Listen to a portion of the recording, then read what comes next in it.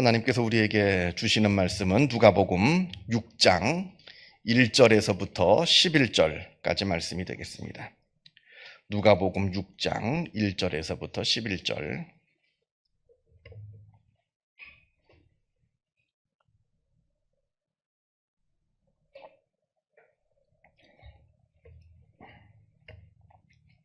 누가복음 6장 1절에서부터 11절 같이 한 목소리로 읽겠습니다.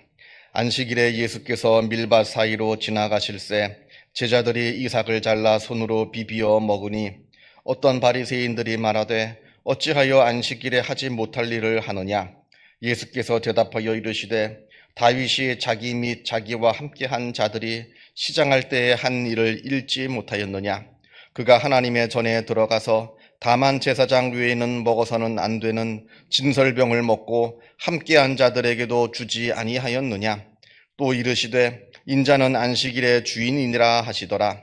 또 다른 안식일에 예수께서 회당에 들어가사 가르치실새 거기 손 마른 사람이 있는지라.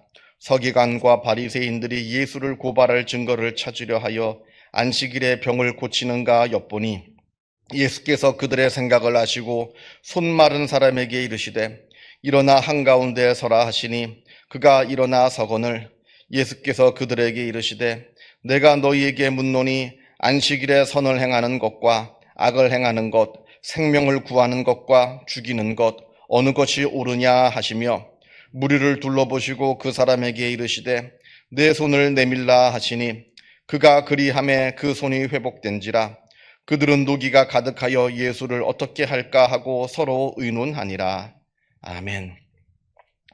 오늘 말씀에는 안식일과 관련된 두 개의 이야기가 나옵니다. 그리고 오늘 본문에서도 지난 시간에 본 것과 같이 예수님의 파격적인 행보가 이제 나옵니다. 먼저 이제 우리가 안식일에 대해서 다시 한번 좀 생각해 보아야 하는 것이 유대인들에게 있어서 안식일이라고 하는 것은 너무나 소중한 날입니다. 어찌 보면 자기의 생명보다도 더 소중한 것이 이 유대인들에게 있어서 안식일이라 하는 이 절기입니다. 실제 이스라엘 역사 안에서 벌어진 일인데요. 외국하고 전쟁을 하는 동안에 옛날 얘기입니다. 그러니까 예수님 때보다 더 전에 있었던 일이에요. 이스라엘이 외국하고 전쟁을 벌이는데 안식일이 되었습니다. 안식일은 일을 해서는 안 돼요. 안식일을 거룩하게 지켜야 됩니다.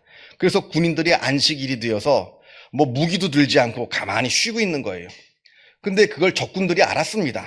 그래서 적군들이 이 이스라엘 사람들이 싸울 준비를 하지 않는 이 안식일에 쳐들어가면 이길 수 있겠다 해서 그날에 쳐들어갔는데 더 놀라운 것은 적이 쳐들어오는 것을 보면서도 이스라엘 군인들이 무기를 들지 않았어요. 그날이 안식일이기 때문에.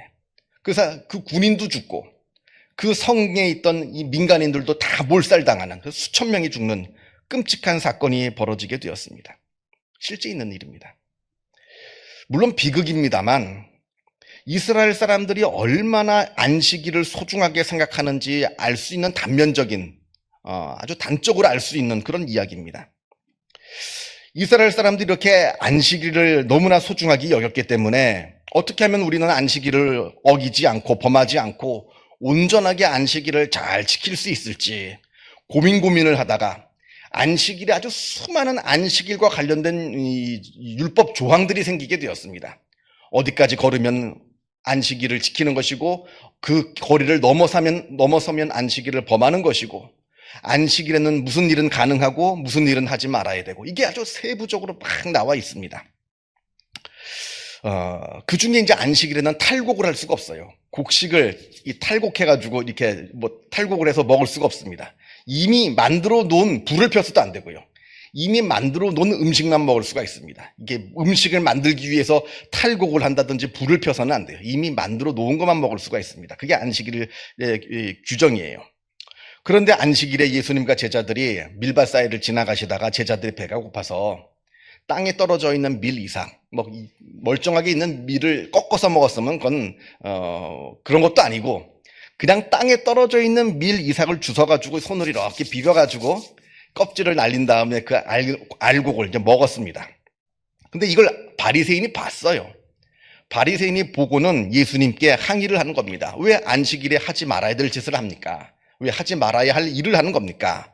이렇게 바리새인이 예수님께 항의를 하니까 예수님 말씀이 구약의 다윗이 제사장만 먹을 수 있는 진설병을 먹은 이야기를 말씀하십니다. 이게 사무엘상 21장에 나오는 이야기인데요. 다윗이 사울을 피해서 아히멜렉 제사장에게 피신을 했는데 뭐 가진 것도 없고 뭐 먹을 것도 없고 급하게 도망을 나와서 며칠을 굶었습니다. 근데 뭐 먹을 게 있나요? 먹을 거라고는 진설병밖에 없습니다. 이 진설병은 하나님께 바치는 떡이에요. 하나님께 만들어서 하나님께 바쳤다가 그리고 시간이 지나면 그거는 제사장만 먹을 수 있는 겁니다. 이게 율법이에요. 이 진설병을 아무나 먹어서는 율법을 어기는 겁니다. 근데 다윗은 제사장이 아닙니다. 다윗의 부하는 더더욱 아니고요. 그런데 다윗이 하나님께 바친 다음에 제사장만 먹을 수 있는 진설병을 먹었습니다. 자, 예수님께서 그것을 이야기하면서 다윗이 진설병을 먹은 이야기를 알지 못하느냐, 이걸 지금 이야기하는 겁니다. 자, 우리가 지금 이때 한번 생각을 해봐야 됩니다.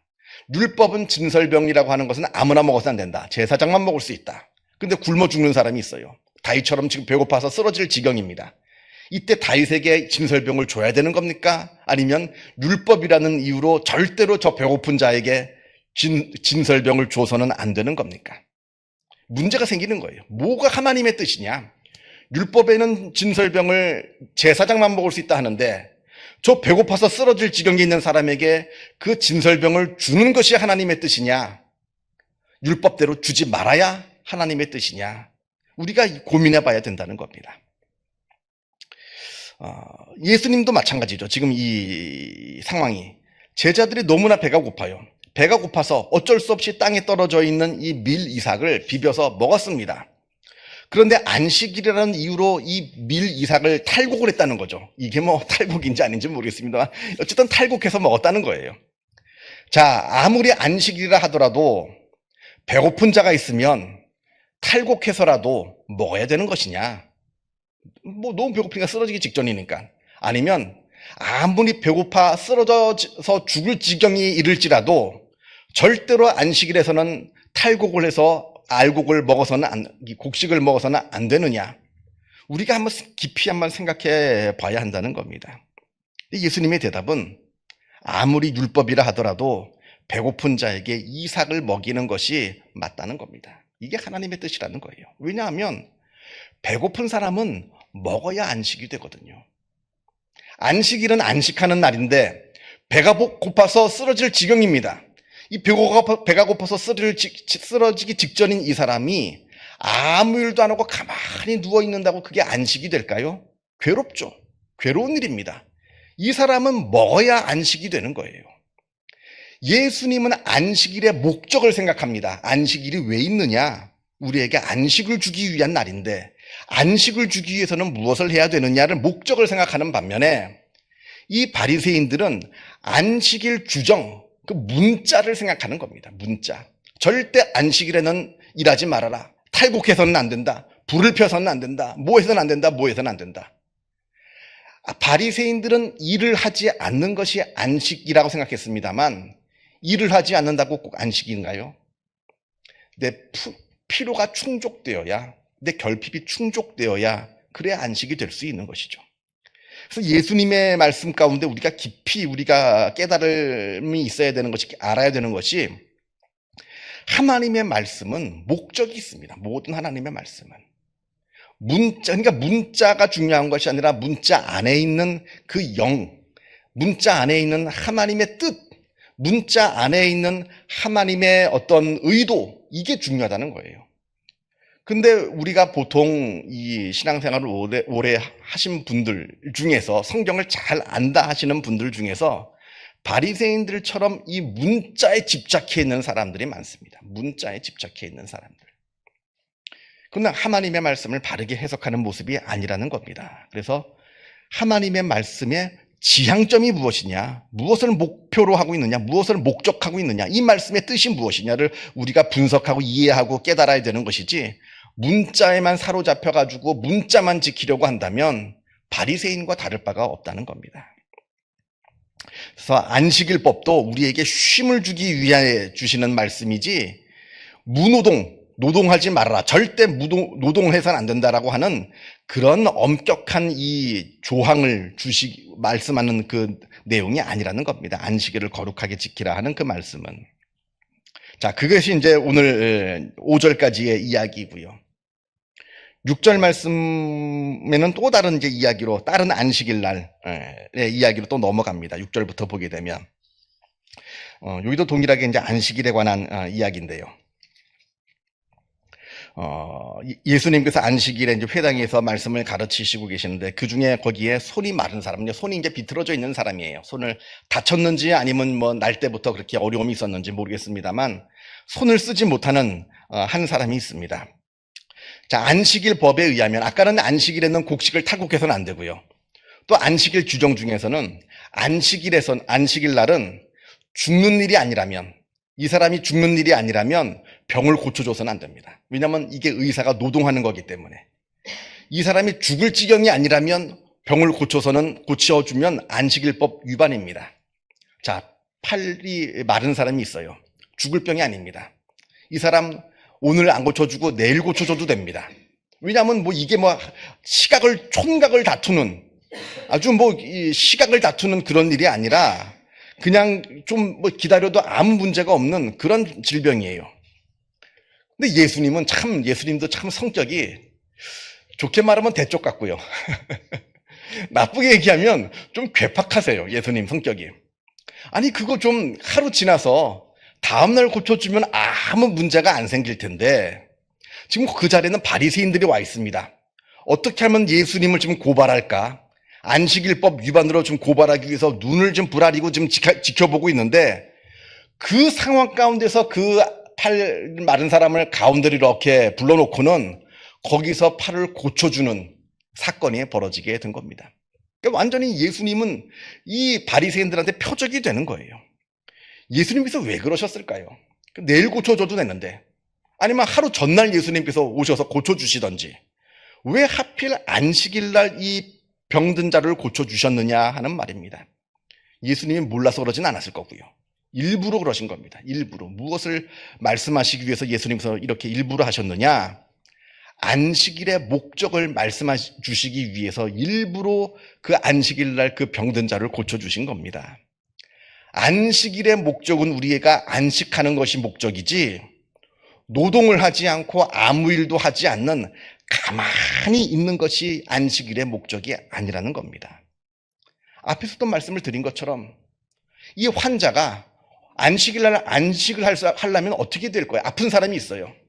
아픈 사람이 안식일날 안식하기 위해서는 그 아픈 게 없어져야 안식이 됩니다.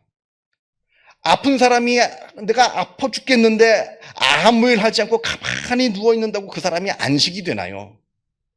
또 괴롭죠. 안식일에는 이 사람이 병이 나아야 이 사람이 안식이 되는 겁니다. 그래서 예수님께서는 안식일의 목적을 이루시기 위해서 안식일날 이 병자를 고쳐주신 것이고, 이 어리석은 이 바리새인들은 안식일의 문자에만 사로잡혀서 안식일에는 절대로 병자를 고쳐서는 안 된다라고 하는 그런 잘못된 생각을 갖고 있었다 하는 겁니다. 그래서 11절 말씀을 보게 되면, 이것을 본 바리새인들이 노기가 가득하여 예수를 어떻게 할까 하고 서로 의논하였답니다. 이때부터 예수님을 죽이려고 하는 거예요.